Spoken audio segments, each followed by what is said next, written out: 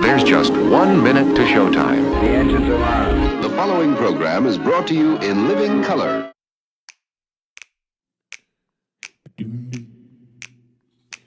When they wrote up the systems and the rule set that we use, did working people get to write a line?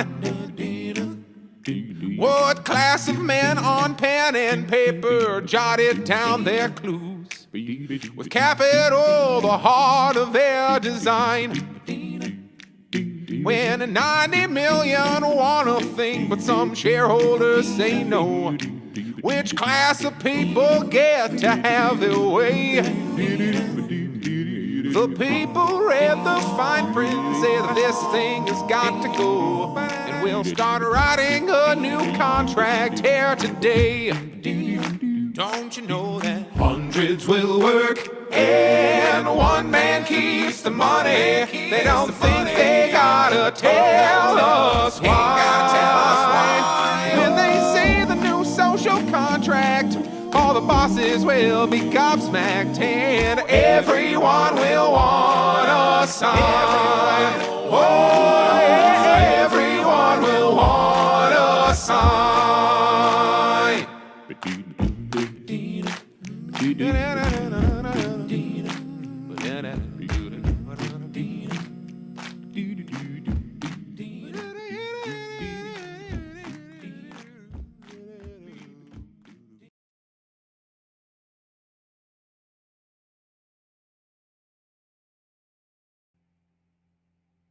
All right.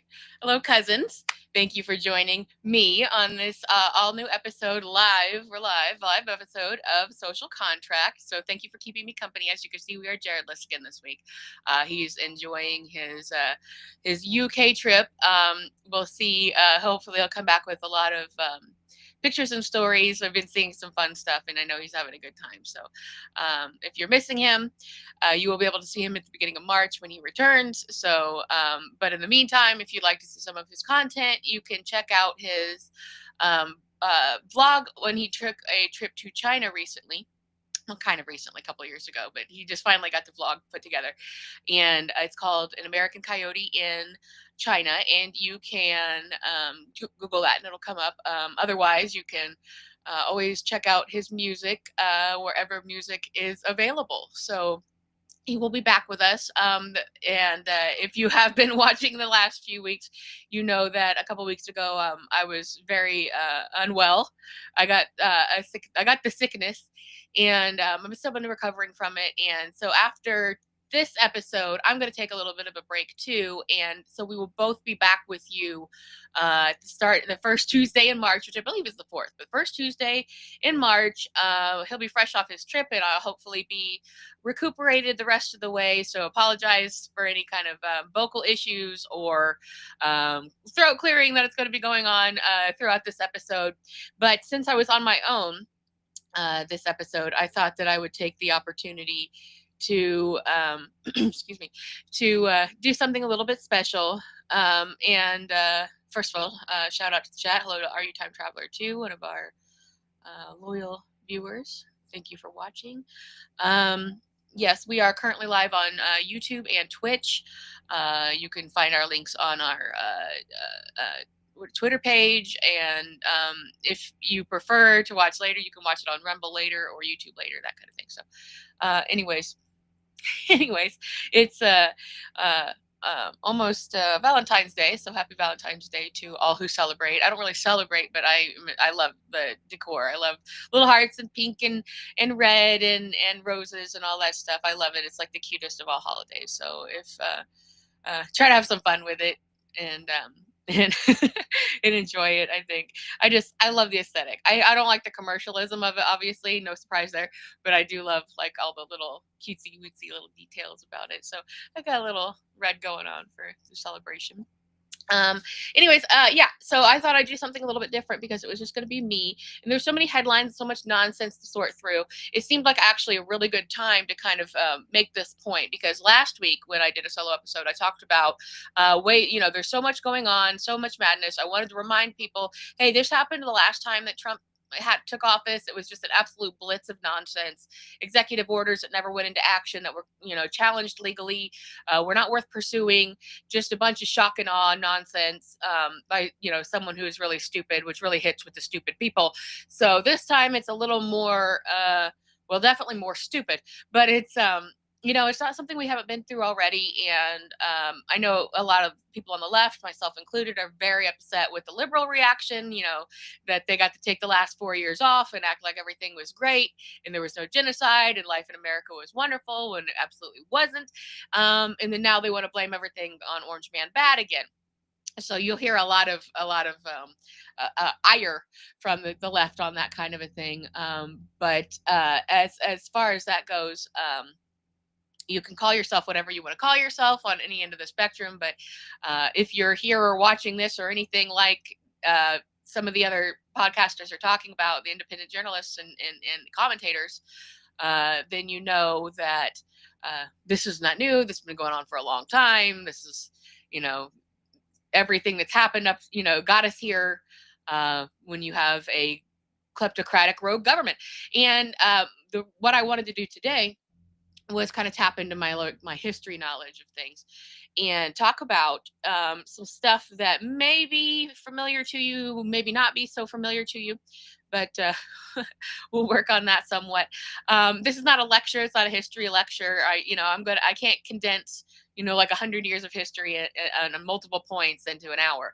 But what I can do is kind of give you some thought points about what has happened and transpired in certain ways in the past with the government and its fascistic ways, and who it's targeted, how it's done it, and you'll hear some pretty familiar stuff. I'm kind of talking out of I don't have some big real research dissertation. This is not supposed to be scholarly.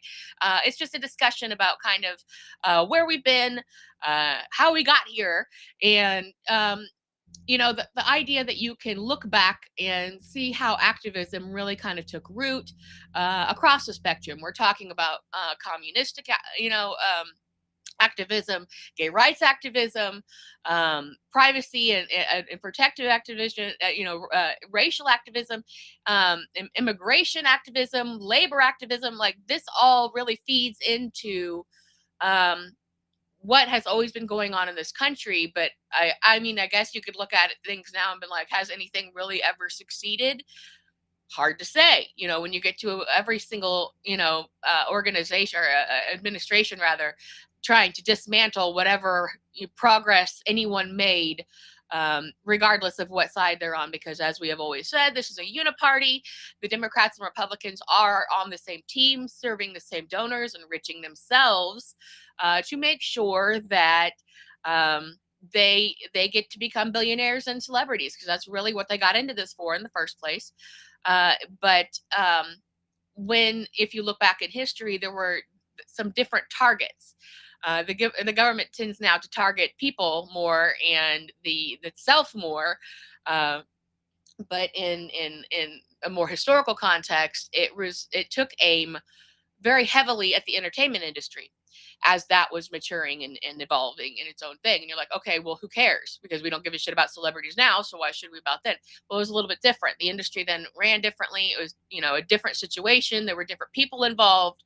And being, if you go back into like ancient history times, to the time of like, minstrels and jesters, entertainers always had a way of spreading information or sharing information that made that jested at the aristocracy or at the laws or things that were unjust and didn't necessarily play by the rules, and that is a tradition that continues to this day. I think things probably are a little more lukewarm on that front. But in eras past, there were a lot more outspoken people, a lot more motivation to push back on persecution from the government in certain fascistic tactics. And so I will get into that a little bit, because if you know anything about what I do and what I've done, I'm a historian so far as the life and work of Buster Keaton, silent film pioneer.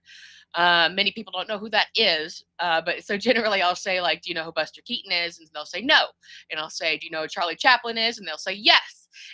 And I will say they were contemporaries, very different people. It was always conflated in the media. And there was a film restorer named Raymond Rohauer in the 60s who made up stories about them having a rivalry. It wasn't true. The media made up stories about having a rivalry. They were very different people, very different trajectories. Chaplin was much older than Buster. They just were doing the same job at the same time. And for a certain period of time in the silent film era, that's before, where you hear the ragtime piano playing and they played live music to movies, and they didn't have a soundtrack. There was no speaking. That's what that is. There were three major players in that arena, and they were Buster Keaton and Charlie Chaplin and Harold Lloyd, and they all played their own individual characters, very, very different from each other, with very different motivations, and very different budgets, and very different stories to tell. So this won't have much to do with Buster. I'll touch in on him a little bit here and there, but I will be talking about Chaplin in some certain ways and context throughout this, because in that era, and then sound came in right at the end of the 1920s. So the silent era was a very small period of time where people really responded to it and liked it quite a lot. It was really popular with immigrant communities in big cities because they didn't need to know what was being said. They could see it. The same as vaudeville before it. And if you saw something you related to, about people, you didn't necessarily have to understand in English what was being said. And then that actually kind of points out to, in vaudeville, again, that was live theater. That was in the predecessor to film. Where Buster started, where Chaplin started, where a lot of the early film pioneers began their careers. So there was a lot more representation of race, because in big cities, it was still a hugely immigrant population. They didn't speak the same language. They looked at race and nationality a little differently in those days. And so sometimes you'll see stuff in silent films that seems offensive, what we would consider offensive nowadays. You'll see blackface and things like that, but it wasn't, or someone portraying a different race. But in at least in the silent film days, when those filmmakers had agency over their own work, it wasn't often or all the time necessarily considered malicious. It was just a different way of communicating, because back in the time of vaudeville, they, if they did an imitation of someone, like, the Irish cop or the Chinese launderer, if someone's doing an imitation of that, then all these people who don't speak the same language would be like, oh, that guy's in my neighborhood, I know him, and they could all laugh at the same joke. It wasn't necessarily meant to be disparaging. Is the point. So there's some origin story there for you there. So so in that era, the silent era, and then going into the 30s, when sound really came in and became a thing, this is also known as the pre-code era. And what that really means is that there really wasn't any rating system or anybody really in control of what the content of anything was. So there was a very anything goes type of scenario. It's very popular with film historians and people who just really like old film, because you will see stuff in film that you can't believe that they, were making.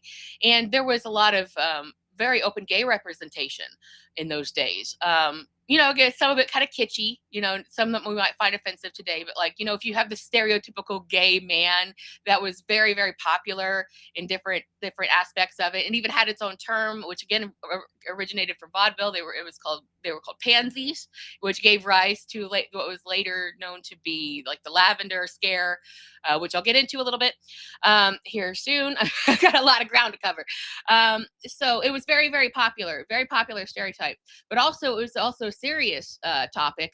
And if you watch at the beginning of our opening credits, there is a clip from one of the major silent films of the era called Wings, and it was there's a kiss scene, and it was widely known to be the first same-sex kissing scene in film. So just to give you a point, like there were stories about drug use and open sexuality and different sexualities and different genders. And these things were very fluid in film because it was just storytelling. It came from the theater, it came from their backgrounds. You could see a lot of stuff that you wouldn't necessarily see or think you would see. And then, like, after that, like the late 30s, about 1938, well, they were constantly, the industry was constantly being targeted by the government, who were calling all of these people amoral, that they had, that they were spreading horrible um, stories and bad conditioning and bad things, and that they themselves, the actors, the producers, the movie makers themselves, were bad people. And they were constantly being barraged by, told that they were terrible and horrible people, right? And to the point where they felt like they kind of had to push back a little bit. And then there were a few letters sent to the media, signed by a lot of people, Buster included. They said, hey, we're just regular people. Some of us are religious, some of us aren't. Some of us are immigrants, some of us aren't. We're just a melting pot of people, just like any other industry. Don't blame us because we're just telling stories just like any other thing. It's not who we are. It's just a thing. Didn't work. So the government, working in tandem with some let's say less open-minded studio executives in the big studio systems, worked together to create what was called the Hays Code era. And that afterward, about 1938, when they instilled a guy named William Hays into the film to become sort of like the first rater of film. So this guy was nobody. He was the postmaster general, had nothing to do with anything except for the fact that he was a huge asshole, and a puritanical asshole at that. So they instilled him in this post that they made up to essentially rate and berate and your film had to pass the code, which got rid of any kind of drug use, sexuality, any kind of gay themes of any kind, anything, any kind of race mixing, that kind of thing, all termed immoral and was then under siege.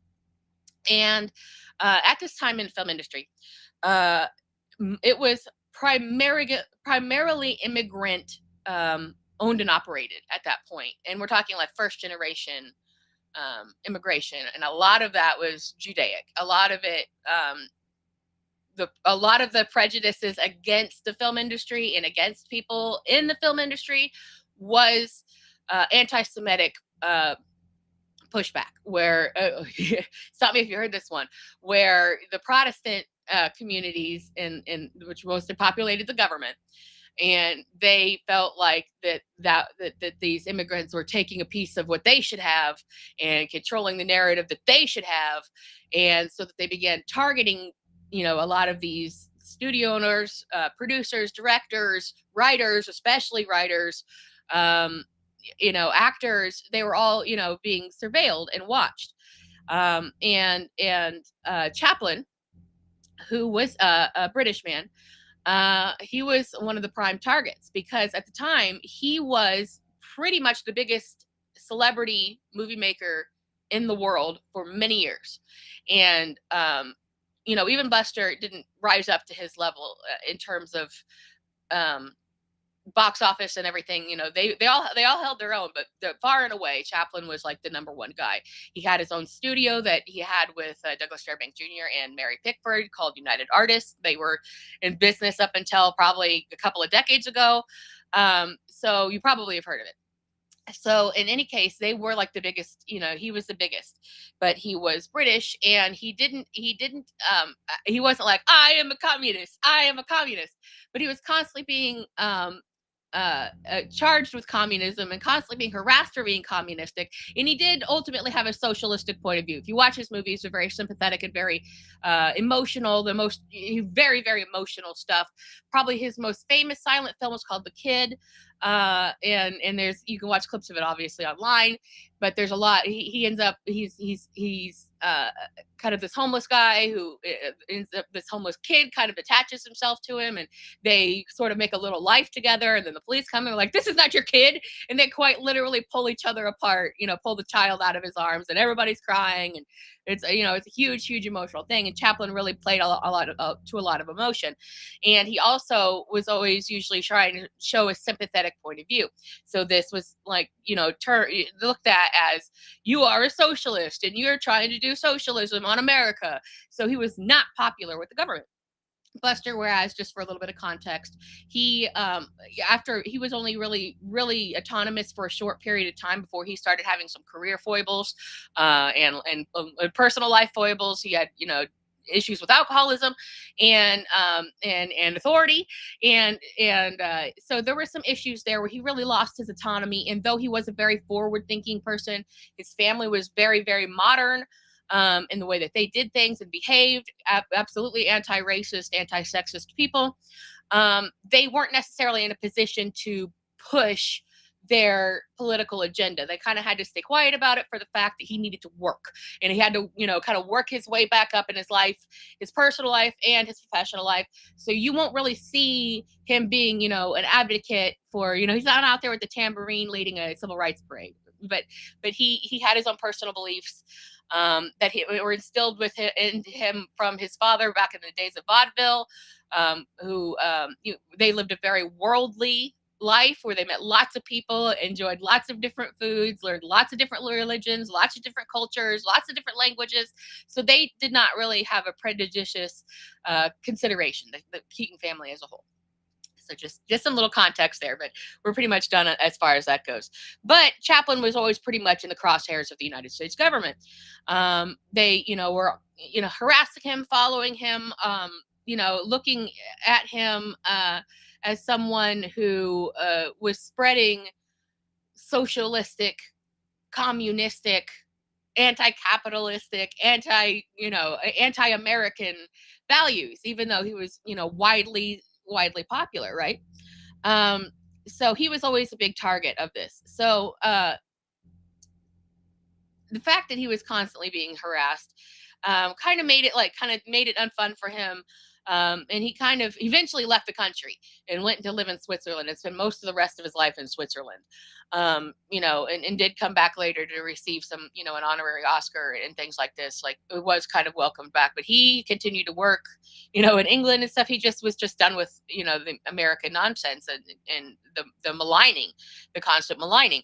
So he eventually left. But we're going to touch back on him later, because I've got something for you that my computer doesn't tend to. My work here is kind of precarious. It's haunted. It doesn't like to screen share. So I'm going to try to share something from one of his films at the end in lieu of a Jared song. So stick around for that, because I've got something cool for you that will hopefully play. But I'm going to wait till the end of the hour to do it so that nothing completely falls apart. Okay. So anyways, up to this point, there's, the back and forth. Hey, you're immoral, you're awful, you're bad, you're Jewish, and we hate that. And, in this kind of thing, and trying to push these people out of powers of position, because the film industry rose so fast and so wide that it was really something that kind of was like a unstoppable boulder down the hill. So there were a lot of people who really wanted to see that stopped and in control of the, the proper white male Protestant view of things. And they saw these immigrant stories and these as the opposite of that, and did the best that they could to try to malign the people making the films. So again, late 30s, we see the development of and remember, again, America was not unsympathetic to the Nazi plight, and Operation Paperclip, where we kept all their really good scientists and didn't kill them when they should have been. That happened, and the results of that we're still experiencing today. So that's a story for another day. But point being is, we were essentially didn't enter World War One or World War Two until we were like, all right, fine, we have to do it. Like there really was no great sympathy for what was happening for the Judaic extermination happening in Europe. It was just sort of that it got out of control, and America was like, hey, quit. That was just our role. I'm not saying we won the war. If you read any American textbook from any time ever, it would be like American heroes. It wasn't. Russia ended the war. So, but at the end of the 1930s, overseen by one Mr. J. Edgar Hoover, the House Un-American Activities Committee, or HAAC, was established. And what that meant was we do what we want, and we harass who we want, and we say what we want, and we blackmail who we want, and we uproot anyone we want. And no one is going to stop us. And that was the beginning of what was called the Hollywood blacklist, because they were the first and most major target. But other people, just regular people, were targeted throughout this whole entire thing. The idea broadly was to root out communism in America, which really wasn't a thing, just like it's not now. There are a few of us.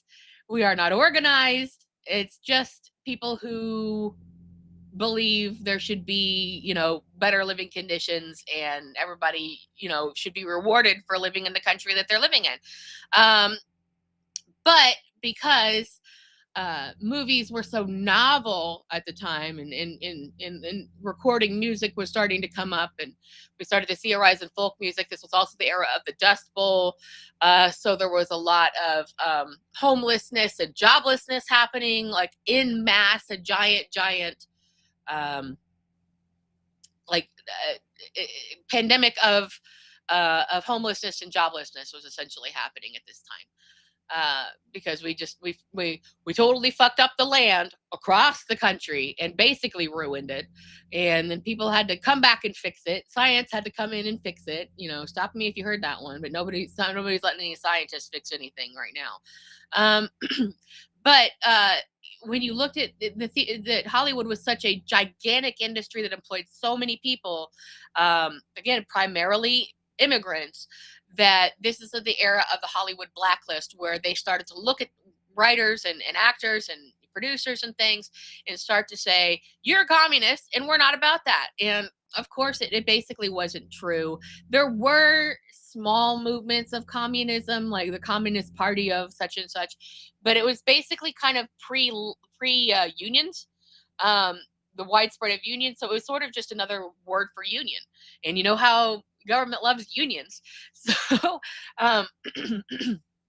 they targeted the industry and used William Randolph Hearst's newspaper mogulness. He ran millions of newspapers, like one of the most wealthy people in the world. And they were working in tandem to smear all these people in the industry and say that they were having secret meetings and they were doing all these things. And then between the two of them, they could use they would search up any manner of blackmail that they could dig up. A lot of people changed their names in the industry to have more, flashy names. And so that they would be like, oh, well, here's their original name, and here's where they originally came from, and that was in a very robust communistic era, and now they're spreading their communism. It was basically just a blanket excuse to harass anyone and everyone. But didn't just start and stop with Hollywood. That was just the main and most obvious target, which is why I'm talking about it now. Because if I'm like, here's a story of one guy, here's a story of another guy in the government, here's a story of a house of people, and then the Rosenberg trial was happening right at that time as well. So everything was really it was very like a hot topic at the time. But we got to root out the communists, whatever. So they were targeting the most obvious people. And that created the Hollywood blacklist, where they would say these people are targets and they're bad and you can't hire them. And they would just, people were friends with each other. They worked with each other. They were, they were not going to very few people really lost their careers to it in Hollywood, at least, because they had the insurance of knowing people and being with other people. And they would just change it. Like there were, Dalton Trumbo was a huge target at the time, and he would just write under a different name, and, and they would just make his movie anyway. So there, if you have friends and you in high places, that really ended up helping the situation um, going on, and kept things, like we're still going to stick up for our people and the people we've been working with and our friends. So it didn't really work as well as they wanted it to. But what it did do is essentially grease the wheels of streamlining the kinds of harassment and what could be done, and freezing people's assets, and obviously trashing them in newspapers. And now you may recall or have heard or seen one of they were having these huge committee hearings where they were dragging people in, media circuses, absolute media circuses, where they were dragging people into, theater or film people in, and they're like, you need to testify about your actions and how you're connected to communism, and how, or defend how you're not, and that you're American, and things like this. And again, we're talking about 1930s, 40s in this era. So one of the biggest targets that they had, maybe the biggest target, was Howard Hughes. He, at the time, was the biggest film owner and like the biggest company and making the biggest, most flashy movies at the time. And so he was like enemy number one of whack. And so they were like, you got to come in. He's like, I'm not coming in. You got to come in. I'm not coming in. You got to come in. I'm not coming in. All right, I'll come in. Right. So he goes in. There's footage of it. He goes in and he sits down with them. Absolute media circus. And they're like, are you communist? And he proceeds to give a speech that basically goes, I'm not a communist. I've never been a communist. I don't even know any communists. If I did, I wouldn't care. And I wouldn't tell you guys. I'm busy making all the biggest movies you've ever seen in your lifetime and the most amazing airplanes in the world. I'm busy. Fuck off. I'm leaving. You guys are assholes. Goodbye. And he did. And that was it. And he made the hugest assholes out of this entire, discredited this entire thing, because America was like, hell yeah, this guy fucking knows what's up. Not only does he make kick-ass movies, I don't like him, not only did he make kick-ass movies, he was like, I'm the aviator, bitch, and threw his headphones down and walked out.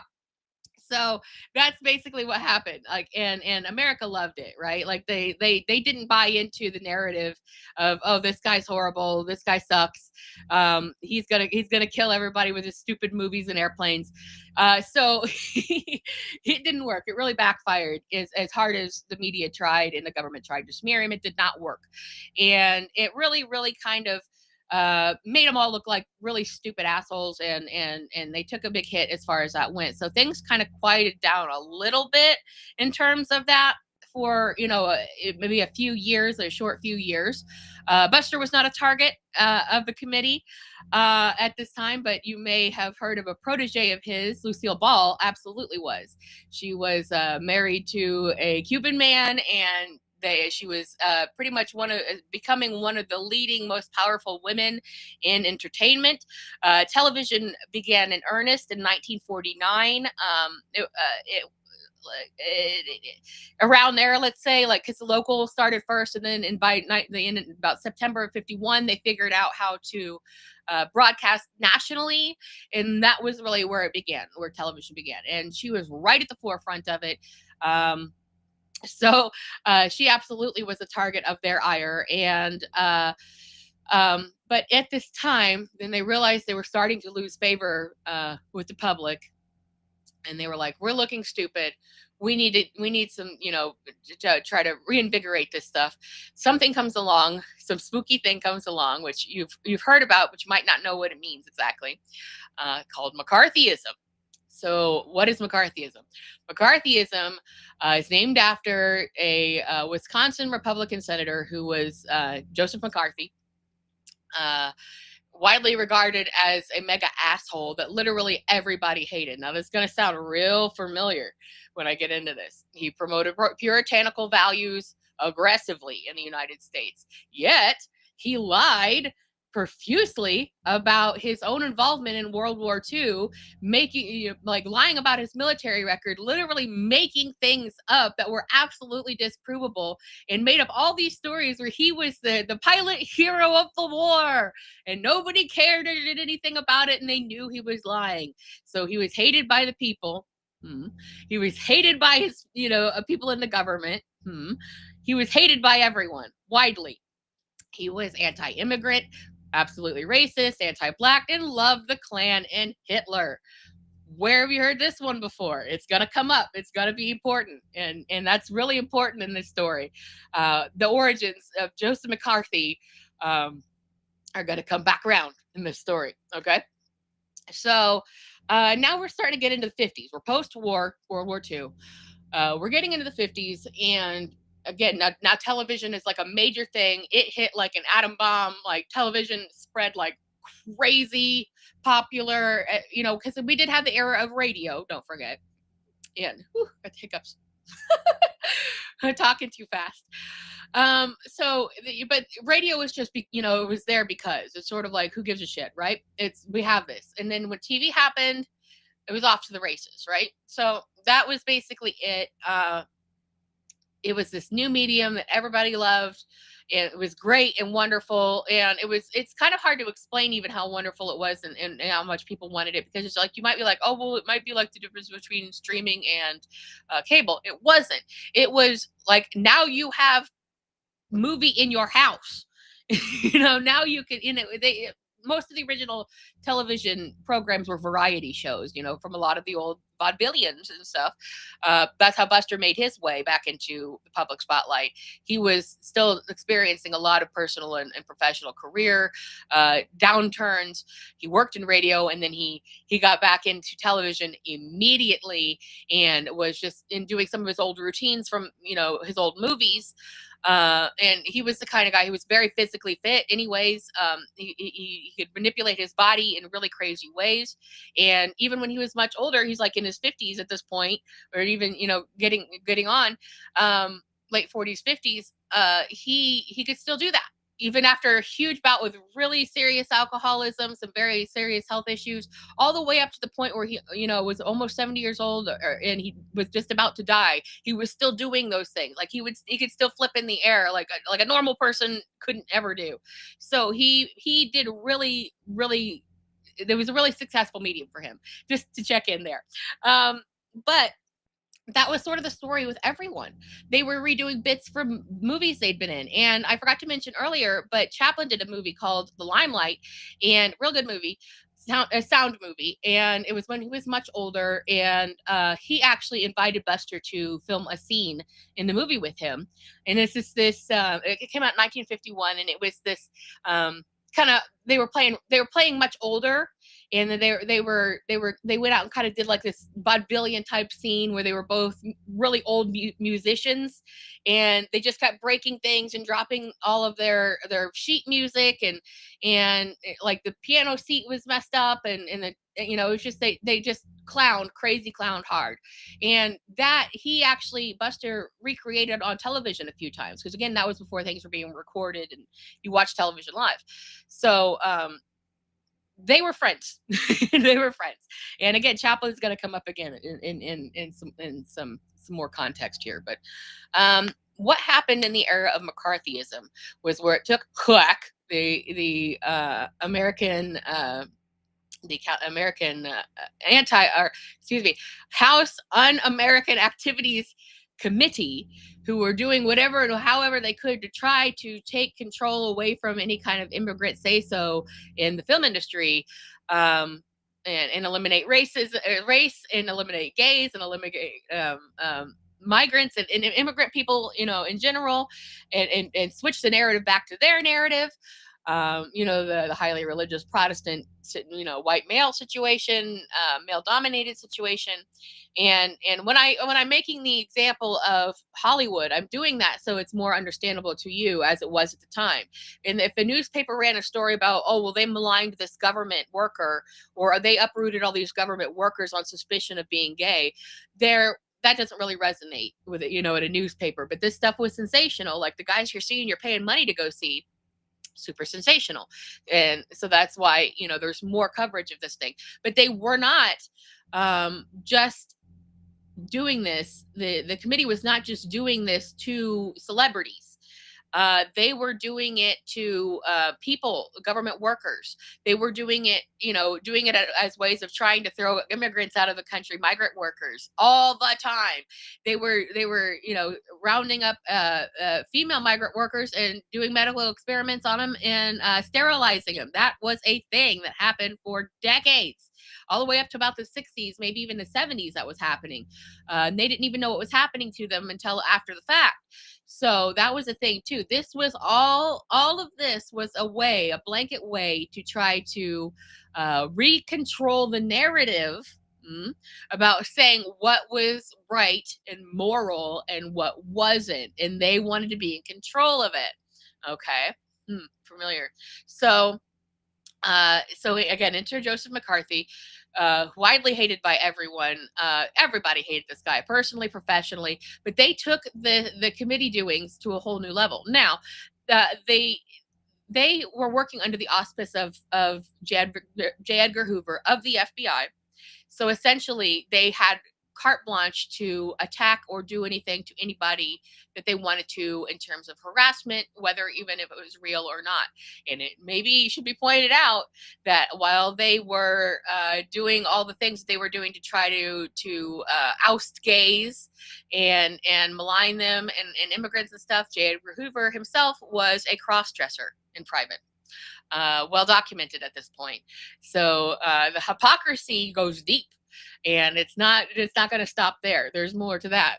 And obviously that's not to malign any kind of cross-dressing or trans agenda. It's just that this is not the, it's not modern that we're seeing people who are one thing attack that thing to try to either hide in plain sight or out of some sort of shame, of themselves, self-hatred, that kind of a thing. So that's not new either. And there's more to that story as well. So now they would, with the help of like the Hearst industry, and Hearst, again, here we go, wanted to help talk about how we got to start the set the standard of morality. When he was 56 years old, he essentially purchased the actress Marion Davies, silent film actress, when she was 18 years old.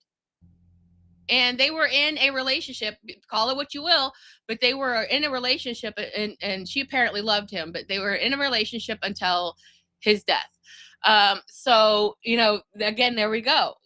We have these people doing things that they're professing against and are saying are sin and are saying are bad and telling you are bad for doing these things, where they're just out there going hog on doing whatever the hell they want to do. And that's not even to talk about, abortion being illegal, and them all, the wealthy and government connected, always having mistresses and access to abortion. All the women that they had put up in apartments and things, and they were paying for their, in addition to their actual family. Like, that was commonplace then as it is now. And that was also a way to utilize blackmail, because it seems like there's always seems to be this wealthy aura of wealthy of men needing to keep a woman, and then being able to get any kind of abortion that they want, despite it being illegal, and rallying against why it should be illegal.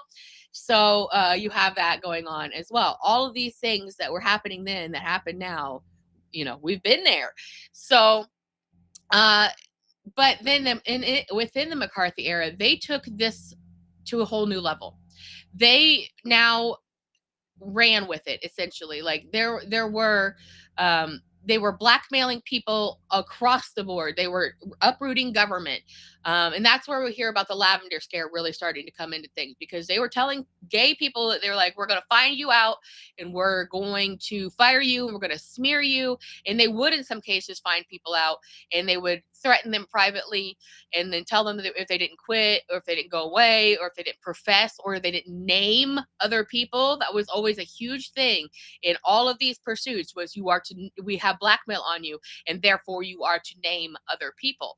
And in the film industry, there were some very enthusiastic namers who thought that they were some sort of American hero in real life, John Wayne and Gary Cooper, who were very enthusiastic about naming people and appointing themselves as some sort of American paragon of righteous justice, and putting themselves in these positions to try to moralize the industry in the world. And John Wayne had like 20 kids with, it doesn't matter. But he was a horrible bastard, just so you know. That's the end of that story. But there were people doing that, but other people were forced into it. They were, they would get blackmail on them and they would say like, okay, you better name names or we're going to out you on this, that, or the other thing. And that was something that happened to a lot of people. Edward G. Robinson got caught up in that.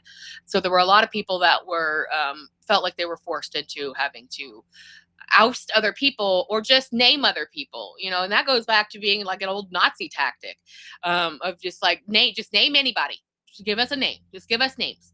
And then they would get harassed. And this was happening now in a widespread way, that it was happening to government officials, it was happening to college professors who seemed to be a little too, free about things. It was happening, to educators. It was happening, in corporate settings, very wealthy corporate settings, because you did not need an invitation to oust people.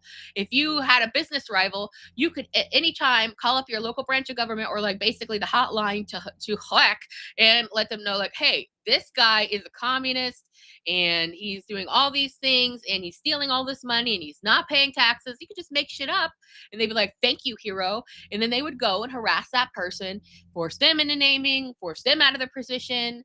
And we're talking about making things up. Like the government had these abilities in the FBI to fall, even in these days, to manipulate photos and make it look like you were in a photo with someone that was a hot button person or not, or they could make up stories, they could do all these things. And a lot of these lower level people, like government officials, they chased them into suicide effectively. They said, they were saying like the only way out of this is to kill yourself. And they openly did this to people and everybody knew that it was happening, but nobody was doing anything about it. Familiar. So that was going on. And the McCarthyists, the Joseph McCarthy was just so dogged about it, and nobody even liked him. Nobody supported any of this stuff going on, but they let it happen. So you got these liberals out here going, do something. The Democrats, they're not going to do anything because they are part of what's going on. It was the same story then. But there's a very interesting part of the aspect of the story of Joseph McCarthy. He was a severe alcoholic, and he died shortly into this reign of persecution. And again, that's the rise of the Lavender scare, which is persecution of gays and across the the spectrum, LGBTQIA plus, and there's some new ones too. but the trans issue then was not as pervasive as the gay issue, but it was treated the same way. So they just didn't have the vocabulary for that kind of thing yet. But as that was going on, and as trying to uproot any kind of anything determined to be communistic, which could be anything that they just didn't like. You're making too much money. We just don't like what you're doing. We don't like you. We don't like that you're an immigrant who changed their name. It could be anything, a business rival, anything. So they would go after anybody and everybody. And they used all these blackmail techniques, or just made shit up and forced people to essentially ruin their lives in a lot of cases. So it was a very, very scary time for immigrants and migrant workers and gay people and women, and and people of any other race but white. So they were really doing these really awful things and really had accelerated the process. And part of that was because he was so dogged and so puritanical, fake puritanical. But he also had, and this is an important point, he had his a chief counsel that was essentially his right hand man, who was probably more than a right hand man in terms of what he could do and how he could do it. Just maybe the smartest, most evil person who maybe ever lived before Ronald Reagan was involved in anything. So he was like the pretty much one of the worst people who ever existed. This man's name is Roy Cohn, and you might be thinking, I think I've heard that name before. You have heard that name before. You've heard that name a lot of times before. So Roy Cohn was this awful weasel person who really, really could really get in there and really torment and terrorize people. Basically a terrorist. And he was working in tandem with Joseph McCarthy to do this. They were attached at the hip publicly. There was not one without the other. And I'm getting to something here. Roy Cohn. So Roy Cohn, if you do know that name or you don't know that name, and again, remember, this is highly dancing around, most especially about gay persecution and rooting out gays. So as it turned out, what history found out later, Joseph McCarthy and Roy Cohn were in a relationship together. This is not gossip. This is real. We're in a relationship for many, many, many years, a romantic sexual relationship. And McCarthy dies, 1947-ish, I think. McCarthy dies because he's just like savage alcoholic. And, maybe it's out of shame or hiding in plain sight. We don't know that necessarily. People have their own motivations. It's not a monolith. So Roy Cohn continues in business and government and stuff, being this incredibly awful person, doing horrible things, teaching business people how to do incredibly horrible things, including becoming the mentor to one Mr. Donald Trump. That's a fact. And he taught Donald Trump literally everything he knew. He was a protector. He was a predator in terms of teaching them how to do horrible, horrible things to their enemies and other behaviors and such. And he literally taught Donald Trump everything he knew about how to be a terrorist effectively. So what we see in Donald Trump right now, that was all Roy Cohn's doing, the partner of Joseph McCarthy. And in 1986, although he denied being gay, Roy Cohn died of AIDS. So, it was all out there. Everybody knew about it at that point. It was public information. And then this kind of hatred and smear tactics, they didn't just go away when the AIDS epidemic happened or when, Joseph McCarthy died. They just kind of quieted down, and they also turned more inward. That's where government started to use these tactics less against Hollywood and people and more against themselves, because, the corporations wanted control of these people. That's where that stuff started happening. So we also, starting to see, we come a little bit further into the 60s, well, obviously from all time, but like between like the 40s and the 60s, the treatment of migrant workers becomes a real issue in the United States. And the government's always trying to throw them out all the time. Let's throw out the immigrants all the time. Here we go. Let's get rid of them. And then it's like, that doesn't work. You can't do that. And then they come back and it's like, okay, we'll do it again. And that it was big at the war, where they would truck them in and be like, oh, we need you. And then they're like, get out. So that happened quite a bit. That was another really big thing. And that's at the time where you see the rise of Cesar Chavez, who was a labor organizer. And again, he had a lot of public support from people like Martin Sheen and Cheech Marin and Robert Kennedy. And he was widely involved of trying to protect migrant rights. And and at the same time, we're seeing, a rise of the Black Panthers trying to protect civil rights, and we're seeing the civil rights movement take place. So these things are working in tandem against the wishes of the government. And because they had essentially been so disgraced in so many ways, the Un-American Committee essentially kind of quieted down and turned inward, kind of cannibalized itself. and it still basically is there, like they just call it different shit now. So we see that happening in the 60s, in the 70s, and when we see this big rise of um, you know attention being paid to migrants and things like this. So but again, another rise in the 70s, we have another rise of attack the gays, and that's when a lot of gays got ousted from the military. And so that never went away. That's something that is, those two things in particular have perpetually been used and reused and redone and failed and brought back, and those kind of things. And when a lot of them were ousted from the Navy in particular, they were dropped off in San Francisco, and that's where you get a lot of a large gay population, and a lot of the origins of pride come from that event. But they still also, that was just sort of what they were doing to some regular people throughout the thing. Like they were kind of quieting down, targeting celebrities, let's say, and then got into targeting people more and targeting each other. So it would have a less of a low profile. But then in the 70s, up to 1980, one of the big targets of the government very openly became John Lennon. Who, again, we have an outspoken immigrant who has a lot of influence and power, could speak to a lot of people about socialistic issues. And again, he was never, like, I am a communist. No, but they had to change the language around it.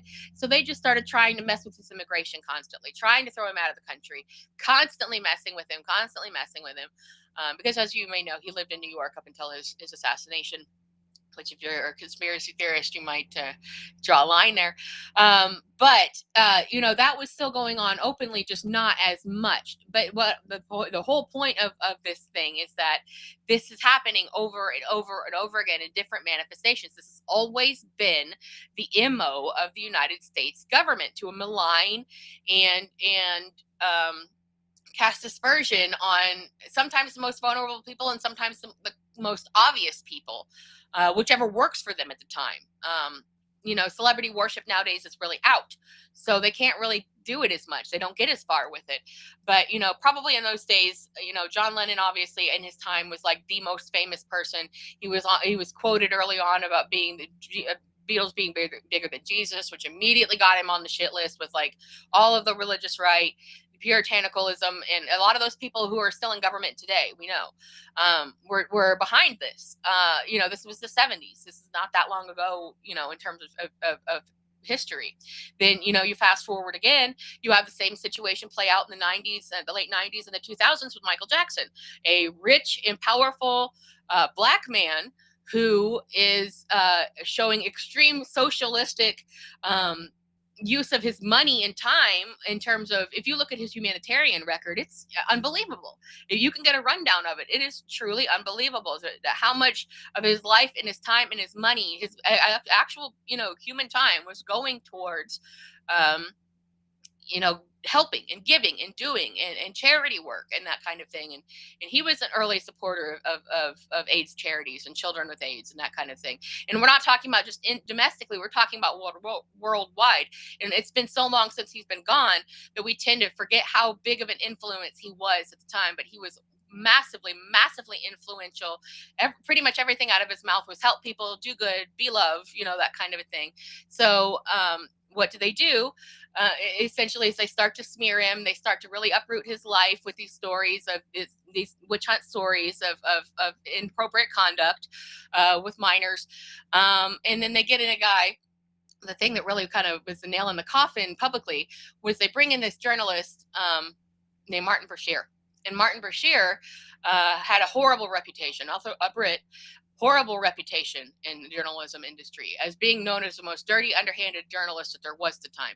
He was the guy that made up fake documents to trick Princess Diana into doing a tell-all interview, a very famous tell-all interview, where she just laid everything out because she thought that he acted like he was her friend and doing her a favor and was going to help her, because he also found out that he thought he could like appeal to her in an attraction way, based on like the kind of preferences she had in men. So he also tried to cuddle up to her in that way and be like, I'm on your side. I will protect you from all of this. The things he was saying he was going to protect her from, he literally created and tricked her into doing that tell-all interview. The exact same thing happened to Michael Jackson with the exact same guy that, the way that they interviewed him and what actually made it to air. Come to find out that Michael and his team had cameras rolling the entire time, and that a lot of all the stuff that was cut out of or cut up and replaced and remade that hit air, was manipulated fully and entirely. So, and then of course he was acquitted of any kind of wrongdoing, 2 times over. So that it goes into the modern era of this kind of witch hunting of influential, powerful people. It's why they had always targeted people like Chaplin and John Lennon and Michael Jackson. And throughout history, they had some people, were not really on their radar, but other people they felt like they could get something out of and they could advance themselves in some way. And now what we see is them less interested in witch hunting celebrities and more interested in becoming celebrities. We see them having plastic surgeries, government officials, that is. We see them having plastic surgeries. We see them saying crazy things online on Twitter. We see them, doing crazy things, making deals with people, going from empty pockets to, multimillionaires in just a couple of years, so they're really more focused on themselves. But so that blackmail bribery model that has been going on in the government all this time and being used and targeting other groups of people, whether they were innocent people like migrants or gays in the military or whether they were powerful, influential Jewish people in the film industry, they were always advancing this agenda over and over and over and over again, and until we get up till now. So now they use it on themselves and each other, so that there will never be a way to reform those parties. It's just not possible to reform something that is so rooted in corruption. And this is the reason I bring all this up, is these particular malignment angles have worked so well for so long that you might even say at this point in the game, what did we ever really gain? What have we ever really done to stop any of this? Because it just keeps cycling over and over and over again. And this is sort of the epitome of you can't keep doing the same thing the same way and expect different results. So ultimately what we're getting at here is that things have to change for better, and we have to more, even though we're getting more wise to these sorts of things, it's still, there's no one to do anything. We have this superhero mentality that do something, or someone will stop this, or vote blue no matter who, and somebody's, no, it's just this system perpetuates evil. This system is just ruined beyond use. Now, I can't get back into the times of antiquity, I can't tell you about that before we really had any kind of real celebrity worship or anything. I'm talking about modern history here, from about the turn of the century to the turn of the century. And the fact of it is that this is a system that doesn't work, and in whatever regard you feel like has to change, it has to change, because we've seen a lot of great civil leaders come out of this, and we've seen unions and worker rights grow, but we've also seen that they figured out how to take them away, and the government sponsored, allowed these corporations to put their jobs overseas and use basically slave labor for decades and decades to weaken and ultimately dissolve unions. And now we're seeing a rise in unions again. So there's this ebb and flow of reactionary behavior. They do shitty things. People try to react. It doesn't really go anywhere. They figure out how to redo the shitty things under different names, concentration camps, migrant detention centers, same thing, so that's essentially where we are here. And that's how we get here. And something on this show that we never do is that, like, despite what we may feel about certain things personally or on an individual basis, we're not going to ever encourage people to do something like put their life on the line or the body on the line in some kind of, violent display. That's an individual decision. if you decide that's what got to be done. But we've seen protest after protest. We've seen violent protests. We've seen calm protests. We've seen in the civil rights era, we saw a lot of the very solemn protests, just marches and things like that, because that was the angle and the approach that they were taking at the time. But then we look at the way things are now, and we're like, out of everything that everybody has done in response to all this horrible shit, we're not anywhere different historically than 1940, whatever.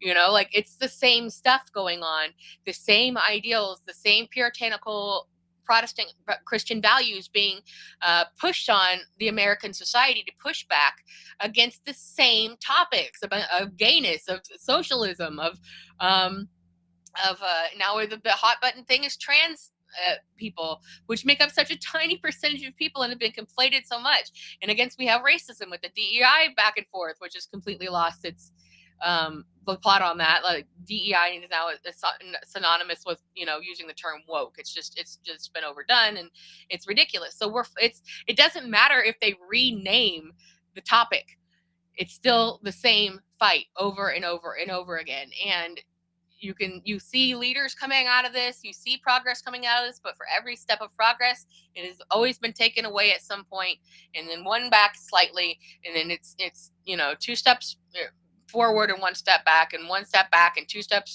5 steps forward, and it's a never-ending battle of the exact same thing, the exact same topic. So the big question that the leftists always come to, the socialists always come to, is like, we cannot reform a system that doesn't work, yet knows how to keep reforming itself for the modern era.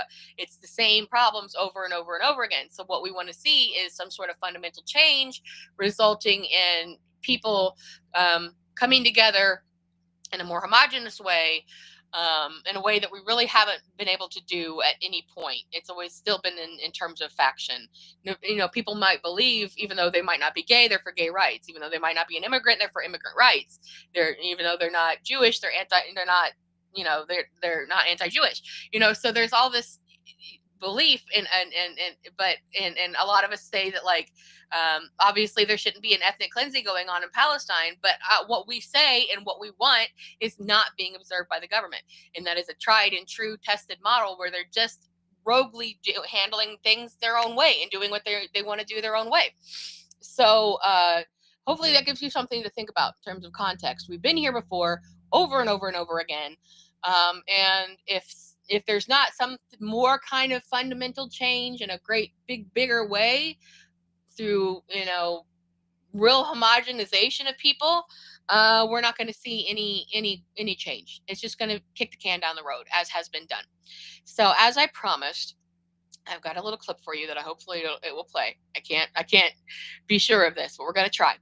Now, what I've got here is even though the American government was extremely maligning and pressuring Chaplin and about his views and about immigration and this, that, and the other, he made a movie which came out in 1940 that was called The Great Dictator, and it was a sound movie. We're in the sound era now, and it plays effectively a couple of characters, like in one scenario is showing how the treatment of the Jews was happening and by the Germans and the Nazis and what was going on, and there's some funny moments, but it really isn't a comedy movie. But at the same time, it completely lampoons and maligns Hitler, and he plays a dictator, and it really looks at these really stupid things that were going on, and it ultimately concludes with this speech. It's a couple minutes long, and I got a clip of it. Somebody put some music from what do you call it? Inception behind it. It doesn't really hurt anything, but it will give you. This is maybe, again, this came out in 1940, and I think that this speech is so completely relevant to what we've got going on and what really needs to be known and said and spoken about. And it's time for people to really listen to a message like this and do something about it. You want to hear do something, you are the do something. Even if it's just sharing, we say all the time, even if it's just sharing posts online, like if you can't do anything more than that, if you can't do anything but raise your voice, if you can't do anything but make videos, do it. Get in there and let people know. If you could do mutual aid, do mutual aid. That's the best way to go. If you can talk to people in your community and make up and connect with people, do it. Do anything that you can do that's going to make things better, because we know things are bad nationally and internationally. And I'm going to try and play this clip now, and we're going to hope for the best. So I'm going to peace out here. and so hang on, I'm going to peace out here in a second, and I'm going to try to get this clip to go. And we'll see how it does. So thank you for joining me for this. Again, I'm going to be off for a couple weeks. We both will, and we will be back first Tuesday of March, which I believe is the 4th. And I'm hopefully going to be better off by then, and Jared, I'm sure, will be off his post-trip glow and have some cool pictures and stories for us.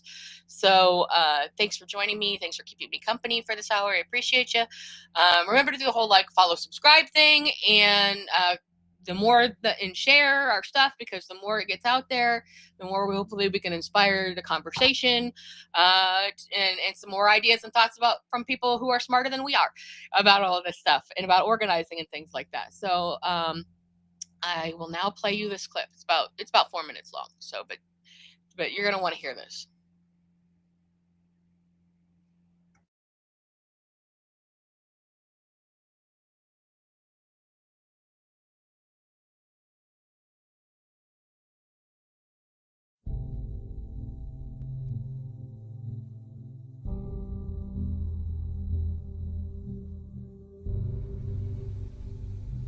I'm sorry, but I don't want to be an emperor. That's not my business. I don't want to rule or conquer anyone. I should like to help everyone if possible. Jew, Gentile, black man, white. We all want to help one another. Human beings are like that. We want to live by each other's happiness, not by each other's misery. We don't want to hate and despise one another. In this world there's room for everyone, and the good earth is rich and can provide for everyone. The way of life can be free and beautiful, but we have lost the way. Greed has poisoned men's souls, has barricaded the world with hate, has goose-stepped us into misery and bloodshed. We have developed speed, but we have shut ourselves in. Machinery that gives abundance has left us in want. Our knowledge has made us cynical, our cleverness hard and unkind. We think too much and feel too little. More than machinery, we need humanity. More than cleverness, we need kindness and gentleness. Without these qualities, life will be violent, and all will be lost.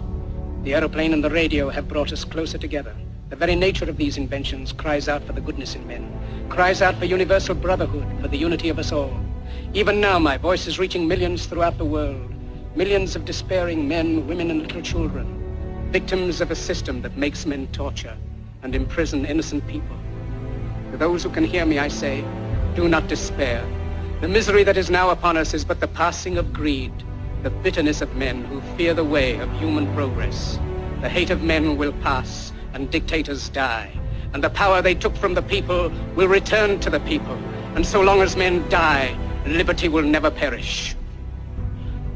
Soldiers, don't give yourselves to brutes, men who despise you, enslave you, who regiment your lives, tell you what to do, what to think, and what to feel, who drill you, diet you, treat you like cattle, use you as cannon fodder. Don't give yourselves to these unnatural men with machine minds and machine hearts. You are not machines, you are not cattle, you are men. You have the love of humanity in your hearts. You don't hate, only the unloved hate, the unloved and the unnatural. Soldiers, don't fight for slavery, fight for liberty. In the 17th chapter of St. Luke it is written, the kingdom of God is within man, not one man nor a group of men, but in all men, in you. You, the people, have the power to create machines, the power to create happiness. You, the people, have the power to make this life free and beautiful, to make this life a wonderful adventure. Then in the name of democracy, let us use that power. Let us all unite. Let us fight for a new world, a decent world, that will give men a chance to work, that will give youth a future and old age a security. By the promise of these things, brutes have risen to power, but they lie. They do not fulfill that promise. They never will. Dictators free themselves, but they enslave the people. Now let us fight to fulfill that promise. Let us fight to free the world, to do away with national barriers, to do away with greed, with hate and intolerance. Let us fight for a world of reason, a world where science and progress will lead to all men's happiness. Soldiers, in the name of democracy, let us all unite!